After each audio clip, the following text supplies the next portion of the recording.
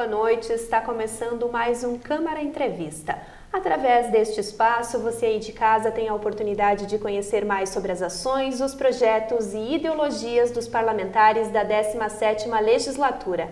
E o meu convidado de hoje é João dos Santos, suplente de vereador e está no Legislativo por 30 dias.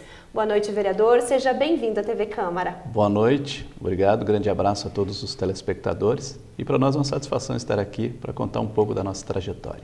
Vereador, então eu quero iniciar a nossa conversa contando, para quem está em casa, como que foi o seu ingresso, então, na Câmara Municipal. O senhor é primeiro suplente da coligação do PSDB e DEM.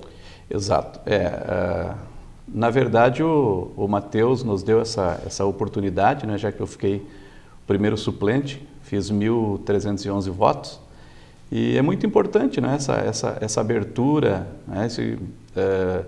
ajuda na democracia, ajuda também a gente ter um contato melhor com o eleitor que nos trouxe até aqui, porque, na verdade, o suplente, ele é um vereador que não se elegeu, Então, é muito importante, assim, essa troca de amizade, que a gente tem que ter dentro da política, e também essas oportunidades, assim, isso fortalece a democracia e fortalece aqueles laços que a gente tem com a população que nos colocou nesse espaço. O senhor falou em fortalecer os laços, também é uma forma de fortalecer os laços do partido, ou seja, porque são vários nomes que vão ganhando destaque dentro da própria sigla. Exatamente, porque nós, dentro do partido, tivemos bons nomes, os nomes que fizeram uma votação forte, uma votação grande, que foi no meu caso, no caso também do Inharan Carvalho.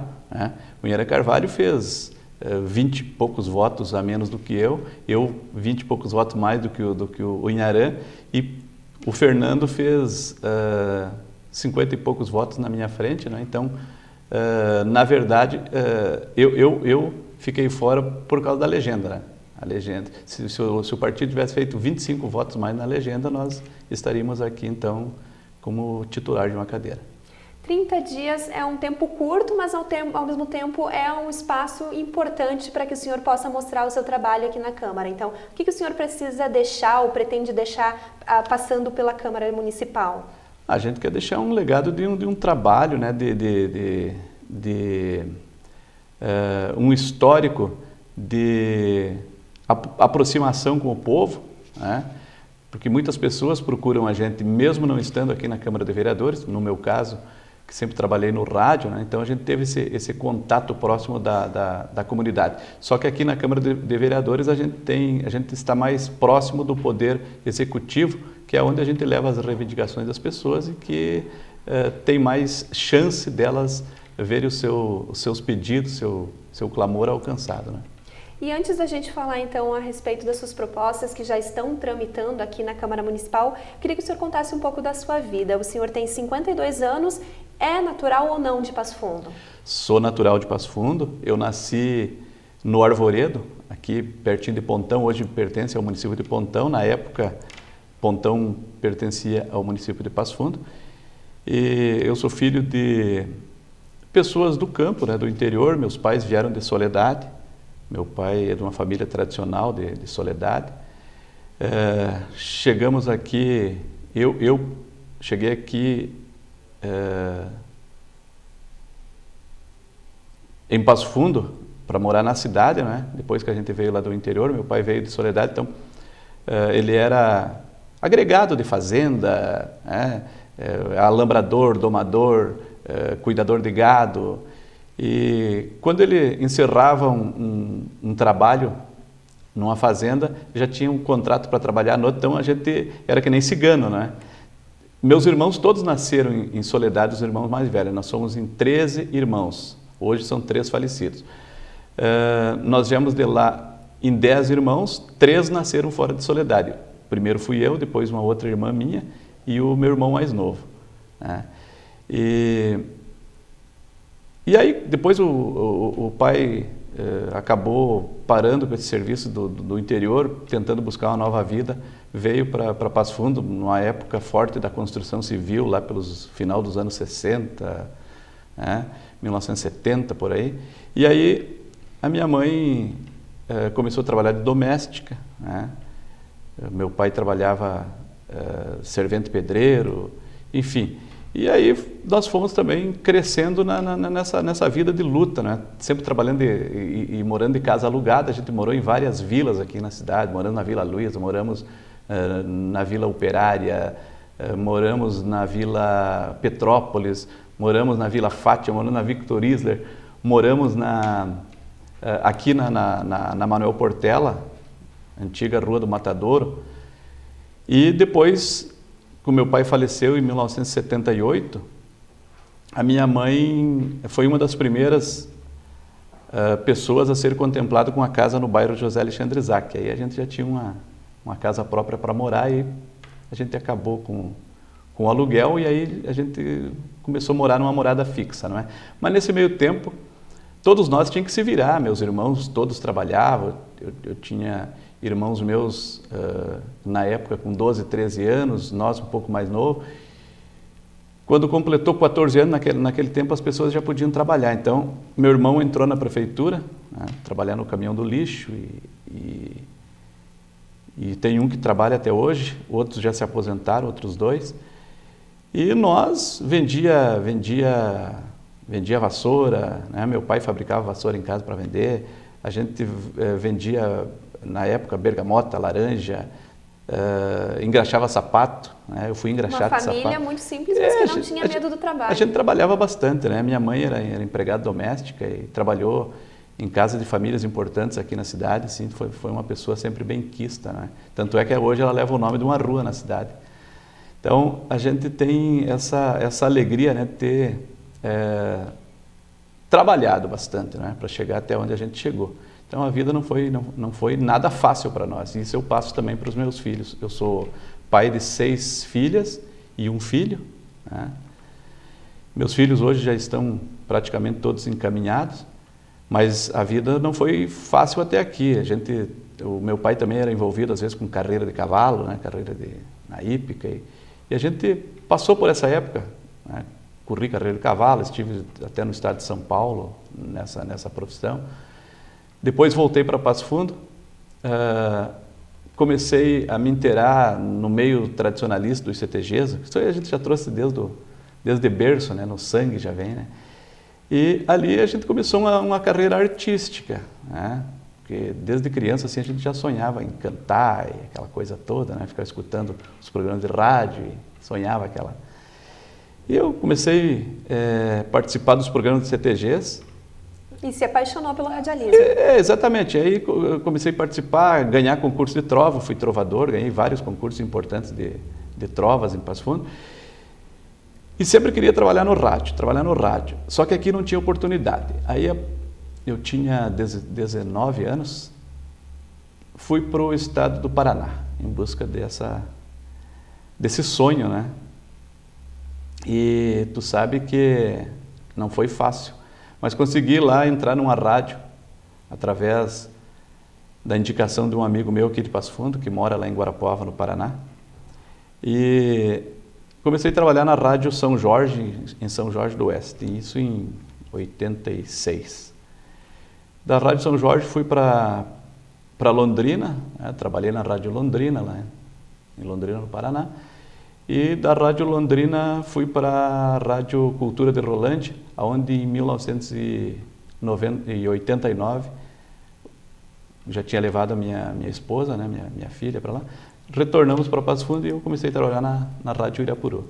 E aqui em Passo Fundo o senhor teve passagem por inúmeros veículos de comunicação importantes. Sim, eu comecei na Rádio Irapuru e na Irapuru trabalhei até 1998.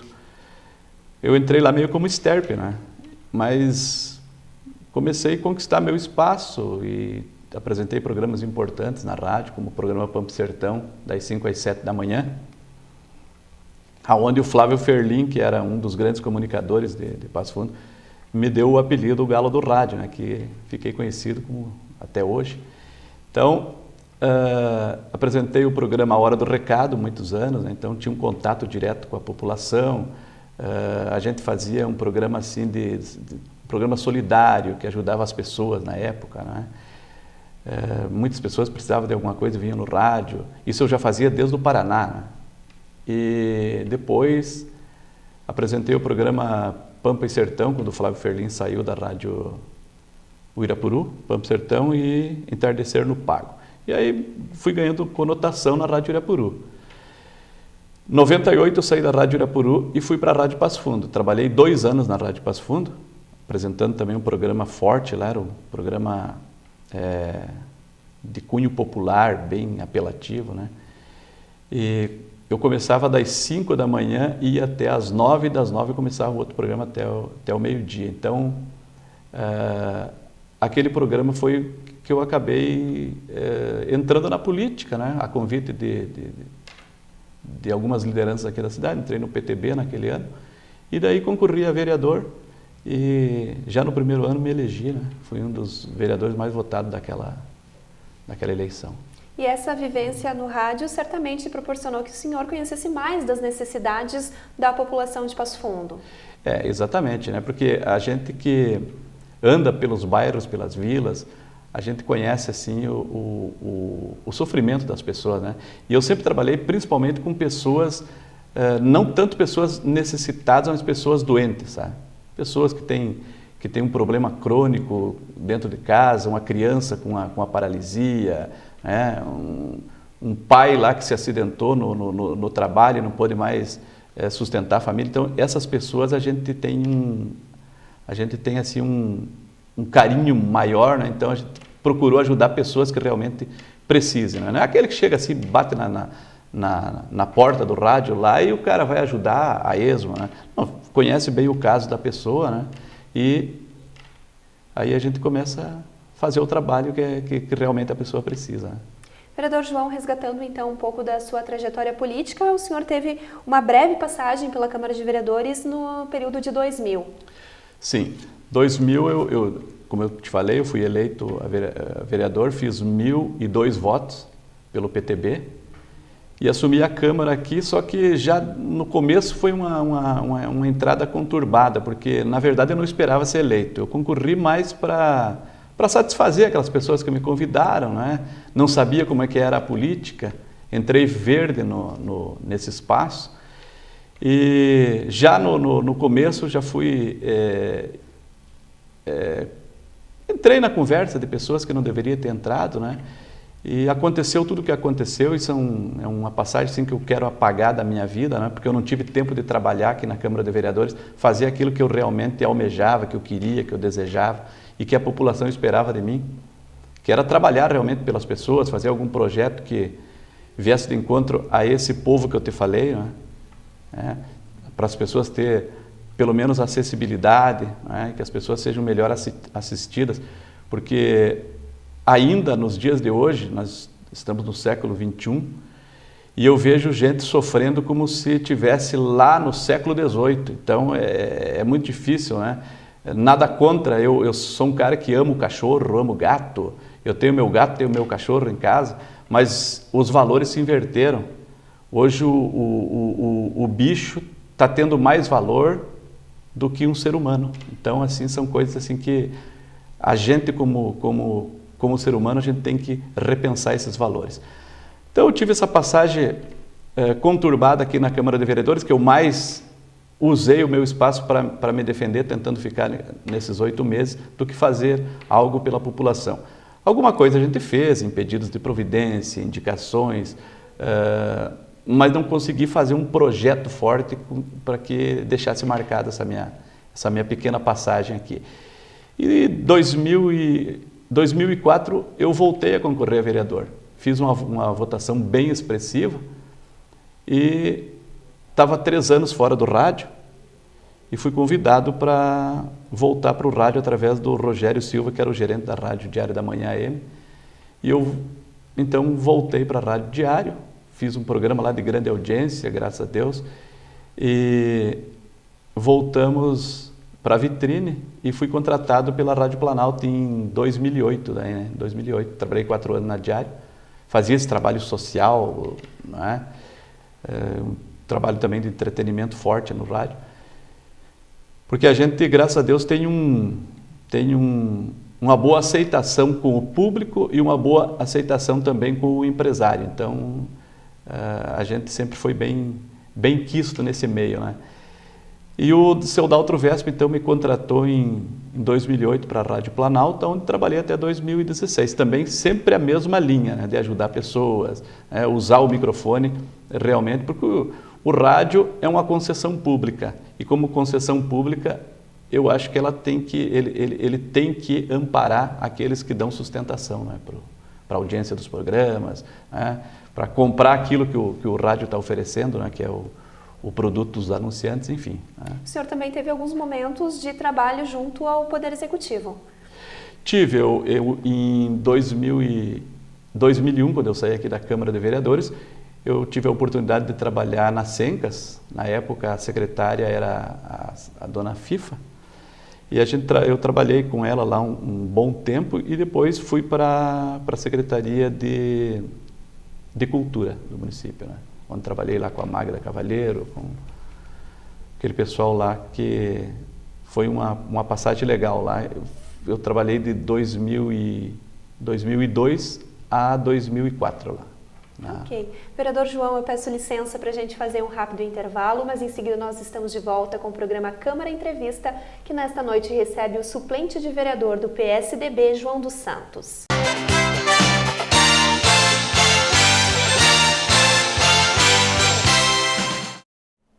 Estamos de volta com o programa Câmara Entrevista, que nesta noite recebe João dos Santos, suplente do PSDB, que está ocupando por 30 dias o cargo do vereador Matheus Vesp. Vereador, então, eu queria que o senhor comentasse para a gente como que o senhor chegou, então, ao PSDB. Primeira vez foi eleito, então, pelo PTB, teve uma passagem pelo PMDB e agora está no PSDB. Em 2005, né, convite do então vereador e presidente do PSDB, Enio Luiz de Oliveira, nós viemos então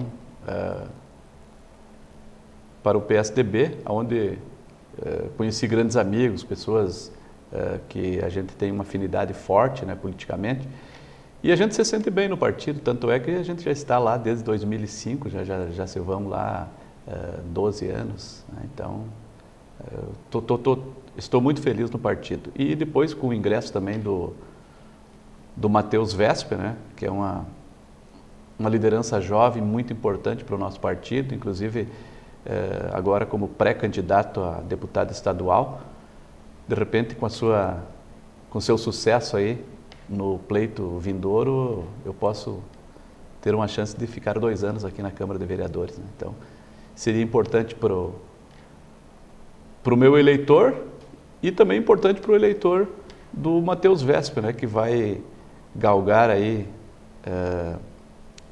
coisas novas na política, né, e fazer mais ainda do que ele faz como vereador.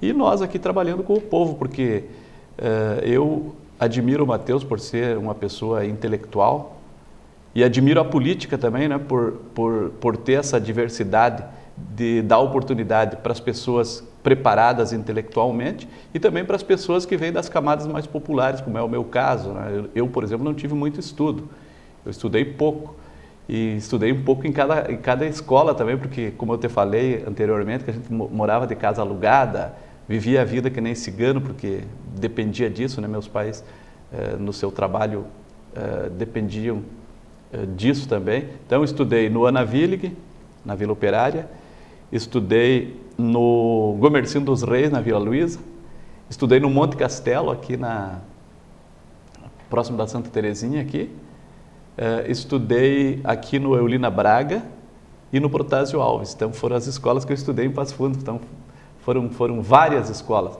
E não estudei muito, porque fui até o 6º ano, né? E hoje voltei a estudar de novo, com muito orgulho e com muito orgulho, e com simplicidade também, né? Que eu digo que as pessoas têm que voltar a estudar, porque realmente hoje o país oferece essa oportunidade e a gente não pode não pode deixar, né? Tem que ser humilde e voltar para o banco escolar. Eu hoje estou fazendo o NEJ, o ano que vem, se Deus quiser, eu termino o 1º e 2º grau e quero procurar, de repente, fazer uma faculdade, né, para melhorar a minha vida também, né, como pessoa, né? Eu acho que o saber nunca é demais para ninguém. E, vereador, os brasileiros, eles estão, infelizmente, muito decepcionados com a política, principalmente, né, com os nossos representantes que a gente tem lá em Brasília. Na sua opinião, o que deveria mudar, então, nesse sistema que a gente tem hoje? Tu sabe que na política, não só na política, né, acho que em todos os setores, tem as pessoas que não têm credibilidade para trabalhar, né? Mas na política muito mais, porque mexe com a coisa pública, mexe com o dinheiro público. E o dinheiro público é coisa sagrada. Eu, por exemplo, quando estive aqui na minha primeira passagem na Câmara de Vereadores, tive problema, mas foi um problema ético. Foi um problema que eu fui levado a fazer, mas que não lesou os cofres públicos, né? Porque a gente foi criado numa criação rígida em casa. A gente sabe que o que é da gente e o que não é da gente a gente tem que respeitar. E na vida pública, os políticos não estão respeitando a coisa pública, não estão respeitando o que é nosso, o dinheiro nosso, né? E a gente se envergonha, às vezes, de ser brasileiro e também fazer parte da política. Mas alguém tem que tomar parte, não pode deixar, porque senão daí o bandido, o ladrão, ele toma conta sozinho, né? Meu partido hoje está envolvido também com problemas. O Aécio Neves, né, outros grandes líderes do nosso partido estão metidos nessa roubalheira que está acontecendo em Brasília. E eu acho que teria que mudar a lei, mudar até mesmo uma parte da Constituição, né, para que realmente coloque um freio sobre isso. Porque eu acho que a educação ela começa em casa. O cara que levou a vida assim meia flauteada, de rédea frouxa, obviamente quando ele tiver a oportunidade ele vai fazer coisas que não se devem, né? Então, esses políticos aí que estão envergonhando a nação, seja ele de esquerda, de centro ou de direita, esses têm que banir da política e renovar tudo, não tem outra maneira. E a maneira de renovar é no voto, não tem outra solução a não ser no voto.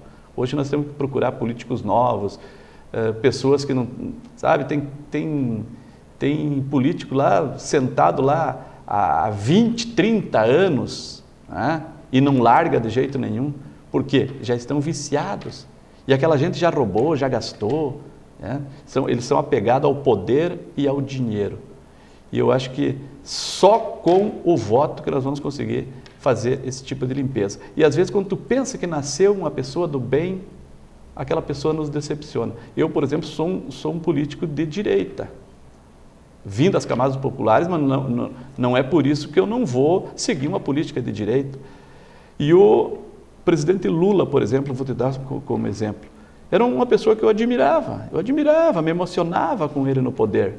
E de repente aparecer todas essas falcatruas que foram feitas por ele, por seus correligionários, seus parceiros de partido, aquilo acabou decepcionando o povo brasileiro, aquele povo que não é envolvido com política, e aqueles que são envolvidos em política como nós, porque não por ele ser do PT que eu não vou admirar. Eu admirava o Lula, assim como tem petistas que admiram também políticos da direita, enfim, né? Mas eu acho que a roubalheira ela só vai terminar no voto e colocando políticos novos, né? Fazer uma limpeza no Congresso, não tem outra solução. Agora, tem pessoas que falam em voltar aos militares, isso aí é tudo sonho e balela, né? Porque eu acho que a gente já se livrou de um problema, não vamos querer arrumar outro, né? É verdade. Falando então agora sobre as suas demandas que estão tramitando na Câmara Municipal, o senhor apresentou uma indicação então para que seja criado no município um campeonato amador de futebol, então para o público infanto-juvenil. Comenta pra gente um pouquinho sobre isso. Porque eu acho assim, eu acho que o município, né, o poder público, ele deveria de incentivar as crianças. Nós temos o campeonato, que é tradicional, o campeonato amador de Passo Fundo, tradicionalíssimo, atrai grande público, mas é um campeonato para adultos, né? Campeonato para adultos, e não é um campeonato também que tenha, sei lá, uma lei em cima desse campeonato que obrigue, por exemplo, o time de cada vila ele formar um time só com os moradores daquela localidade, né? Então, nesse meio, os times de futebol, eles têm os seus patrocinadores lá, eles contratam jogadores que atuaram, de repente, até na dupla Grenal, aqui no Passo Fundo, no Gaúcho, enfim, né? Jogadores que se aposentaram e que ainda estão em plena forma, né? E eles contratam para atrair grande público, né? Para o seu time, de repente, se destacar e ganhar, como é o caso de muitos que já fizeram isso. O próprio Fábio Rockenbach, que foi jogador de renome nacional e internacionalmente, o próprio Felipe e outros jogadores profissionais que vieram a integrar esses times amadores aqui de Passo Fundo depois das suas aposentadorias. Não acho errado, não tem, pode, mas eu acho que os times de futebol amador que são amparados pela municipalidade, tem o campo de futebol para jogar, né? Tem lá o Delmar Stone, o Vermelhão da Serra, que é da tutela do município. Eles usufruem dessa estrutura, eles deveriam ser obrigados a formar times de crianças, né? de jovens, de infanto-juvenil, sei lá, né? Para eles poderem atuar nesse campeonato. Quem sabe daí surjam novos talentos também, né? Além de surgir novos talentos, eu acho que surge novos cidadãos, não é? Porque uma criança que está inserido, que está dentro de um grupo, ele vai primeiro aprender a trabalhar em grupo, né? Ele vai aprender ali que ser ético, né? O professor vai ensinar vários modos e coisas boas, porque a educação tu aprende em casa, mas alguma coisa tu aprende lá no seu clube de futebol, lá na escola, enfim, para você formar o cidadão. Porque se ele não é ensinado ali, ele é ensinado aonde? Lá na esquina, onde está a gurizada com a droga, né? Cheirando cola, fumando maconha, sei lá o quê, né? E outras drogas ilícitas que nós temos aí, que oferecem perigo para a sociedade.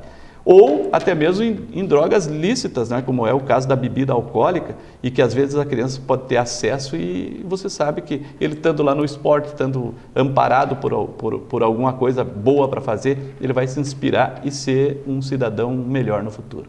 Uma outra indicação, então, que partiu do seu gabinete, então, é a possibilidade da abertura permanente, então, dos banheiros ali no campo do quartel. O pessoal costuma utilizar mais aquele espaço ali no horário das 18 até as 21 horas, então o senhor está fazendo essa proposta. Exatamente. Sabe que ali no quartel a gente caminha, vai eu e minha esposa ali à tarde, uma por ser perto da minha casa, né? Eu moro no bairro Nonoai, e a gente tem o costume de caminhar lá todas as tardes de verão. O verão atrasado, o verão passado, o pessoal todo reclamando, né? Que chega às 5 horas da tarde e os banheiros são fechados e não é aberto à comunidade.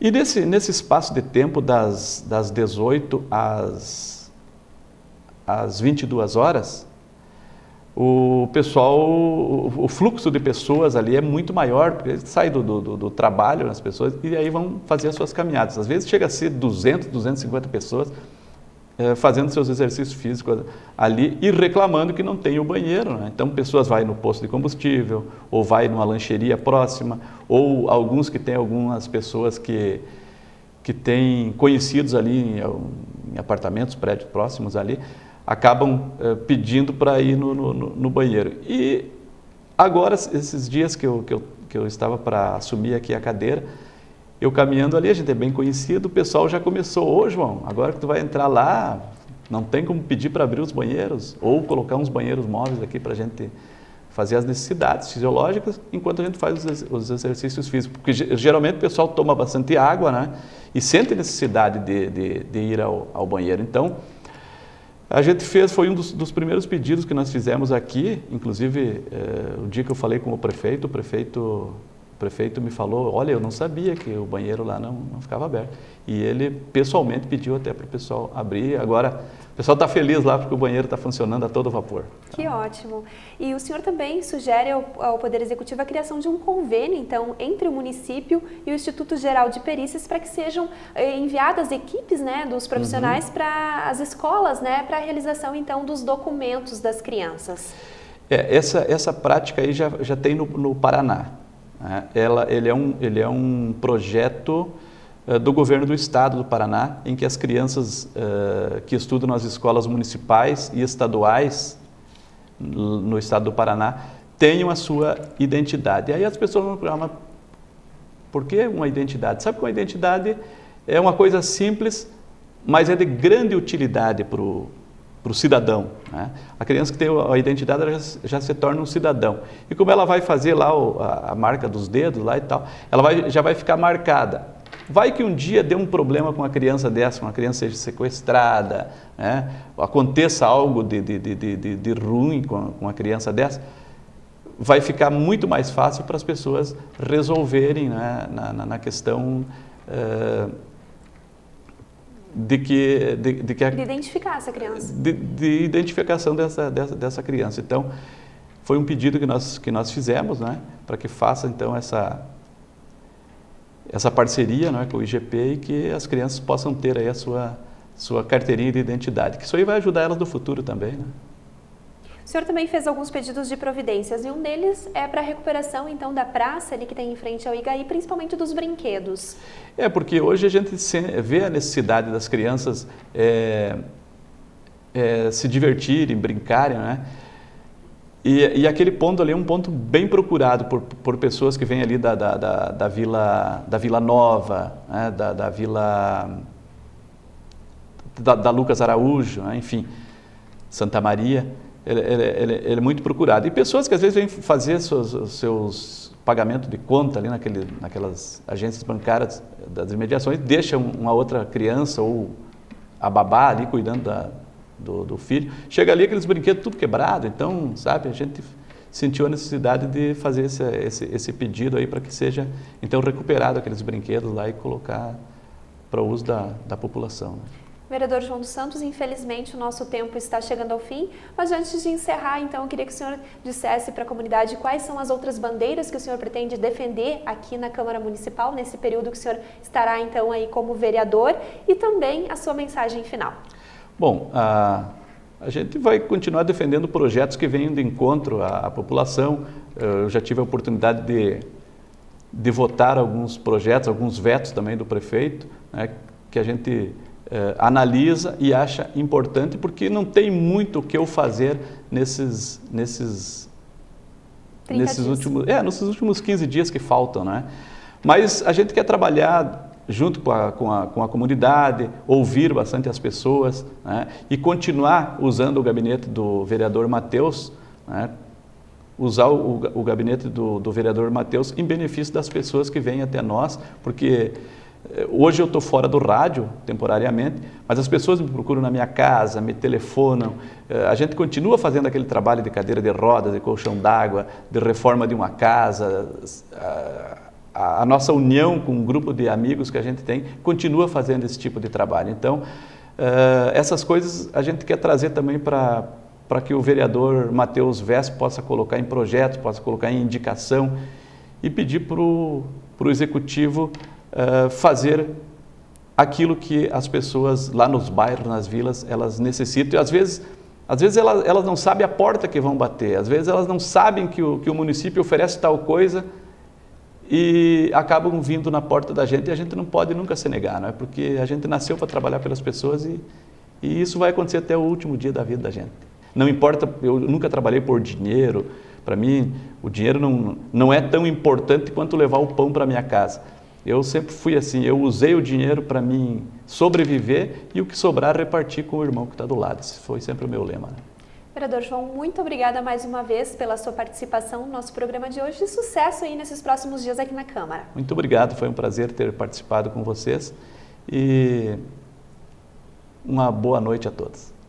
E você que está em casa, a gente também agradece a sua companhia. Uma boa noite e até a próxima semana.